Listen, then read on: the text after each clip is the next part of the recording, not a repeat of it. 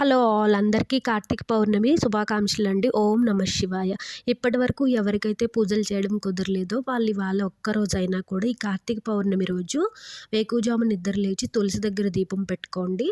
అలాగే ఉపవాసం ఉండగలిగే శక్తి సామర్థ్యాలు ఉన్నవాళ్ళు ఉపవాసం ఉండి సాయంత్రం గుడికి వెళ్ళి 365 ఒత్తులు పెట్టుకొని అక్కడ ముత్తైదులకి తాంబూలాలు మీ శక్తి కొలది ఇచ్చుకొని మీ శక్తి కొలది స్వయం పాకాలు దీపదానాలు లాంటివి బ్రాహ్మణులకి ఇచ్చుకోండి. స్వయం పాకాలు బ్రాహ్మణులకి ఇవ్వాలని లేదండి. ఎవరైనా లేని వారికి ఆకలితో ఉన్న వారికి కూడా మనం స్వయం పాకాలు ఇవ్వచ్చు.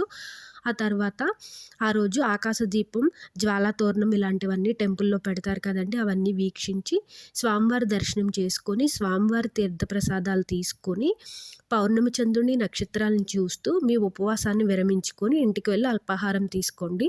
ఇవన్నీ చేయడం కుదరదు అనుకునే వాళ్ళు ఉదయం పూటే 365 ఒత్తులు వెలిగించేసుకోండి. ఇక్కడ ఇంకొక మాట అండి, కుటుంబం అందరికీ ఒక్క 365 ఒత్తు సరిపోతుందండి.